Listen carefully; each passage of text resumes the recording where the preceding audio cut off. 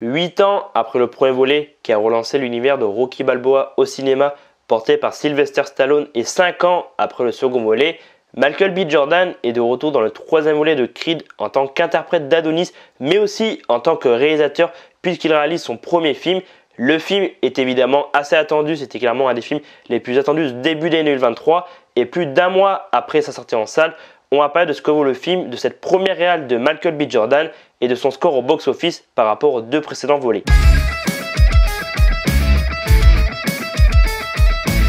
Premièrement, on va donc parler de la première réale de Michael B. Jordan. Ça a été annoncé en octobre 2020 que Michael B. Jordan serait le réalisateur du troisième volet. Après donc Ryan Coogler qui a réalisé le premier volet et Steven Coppel Jr.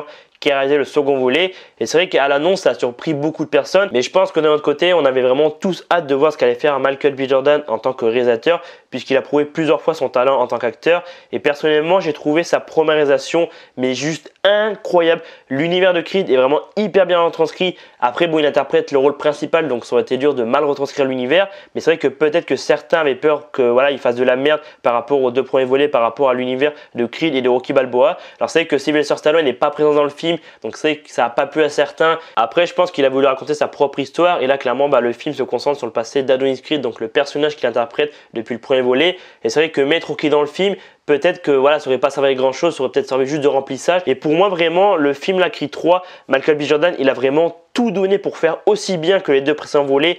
On sait qu'il aime beaucoup ce rôle d'Adonis Creed et on sent à travers ce troisième volet la passion qu'il a pour ce personnage, cette saga.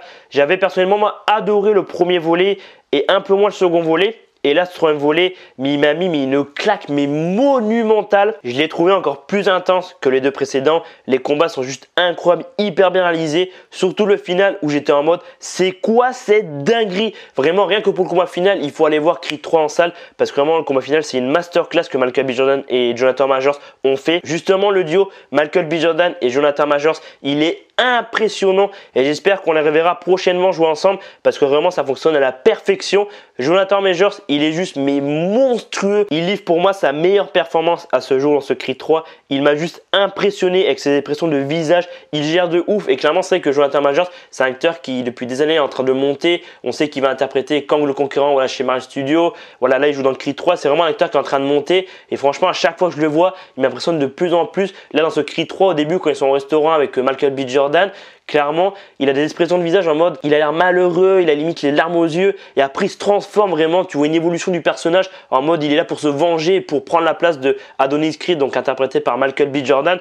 Et franchement, c'est vrai que cet acteur, c'est un acteur que j'aime beaucoup et je pense que dans les prochaines années, il va faire vraiment des trucs de malade mental. La BO, elle est complètement dingue comme les deux précédents volets, mais c'est vrai que je trouve qu'elle est encore mieux que les deux précédents volets. Après, ça fait très longtemps que j'ai pas écouté la BO du 1 et du 2. Mais là, c'est vrai qu'en ce moment, ça fait un mois que j'écoute la BO du 3 et vraiment, elle est juste incroyable. C'est une, je pense, des meilleures de l'année pour l'instant, la BO. Et il y a un truc que j'ai adoré dans ce Creed 3, c'est que Michael B. Jordan, il apporte sa touche de réalisateur, donc il fait des trucs qu'il voulait faire, il apporte des idées un peu nouvelles par rapport au premier, second volet de Creed. Et il a fait un truc, je me rappelle pas que dans le premier volet, réalisé par Ryan Coogler et le second réalisé par Steven Coppel Jr., c'était présent, mais il a fait des ralentis durant les combats qui sont juste impressionnants parce que tu vois où il va taper et franchement ça m'a impressionné parce que déjà que j'étais à fond dans le film, j'ai trouvé que ces ralentis ça nous immergeait encore plus dans le film et ouais franchement je trouve que cette idée elle est incroyable. Je sais pas si dans le premier et second volet voilà comme j'ai dit c'était déjà présent, dites-moi en commentaire si c'est le cas, mais ouais c'est vrai que pour moi là Michael B. Jordan il a réussi mais haut la main l'objectif de réaliser son premier film.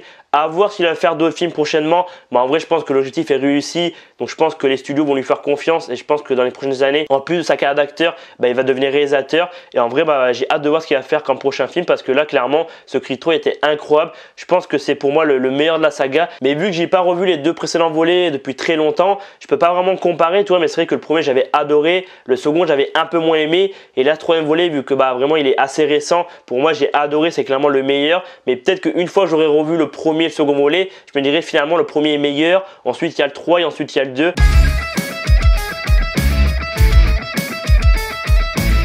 On passe maintenant à la partie box-office, plus d'un mois après la sortie du film. Où se situe Creed 3 et a-t-il fait mieux que les deux précédents volets? On commence du côté des États-Unis au 1er avril car le film est encore en salle quand je tourne cette vidéo le 2 avril. Creed 3 a donc récolté à ce jour 143 millions de dollars aux États-Unis. C'est donc le plus gros succès de la saga de Creed car le premier volet avait récolté 109 millions en 2015 et le second volet en 2018 avait récolté 115 millions. Côté France, le film a pour le moment 2,1 millions d'entrées au 1er avril, ce qui est donc beaucoup mieux que les deux précédents qui n'avaient même pas dépassé les 2 millions, 1,6 million pour le premier en 2015 et 1,7 million pour le second en 2018. Et enfin, côté mondial, Creed 3 a récolté pour le moment 249 millions de dollars, dont 105 millions côté international, ce qui le place à la 4e place des plus gros succès de cette année 2023. Et ce troisième volet réalise aussi un meilleur score que le premier et second volet, qui avait récolté 173 millions pour le premier, dont 63 millions à l'international, et le second volet a récolté 214 millions, donc 98 millions à l'international. Donc rendez-vous dans quelques semaines pour le score final, je reparlerai sur la chaîne.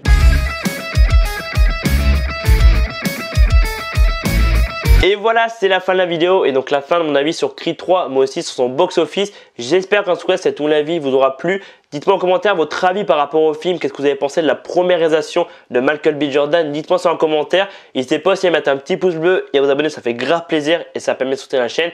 Et moi je vous dis à dans quelques jours pour pas mal d'autres vidéos. C'était Alban, prenez soin de vous, à très vite. Driving home and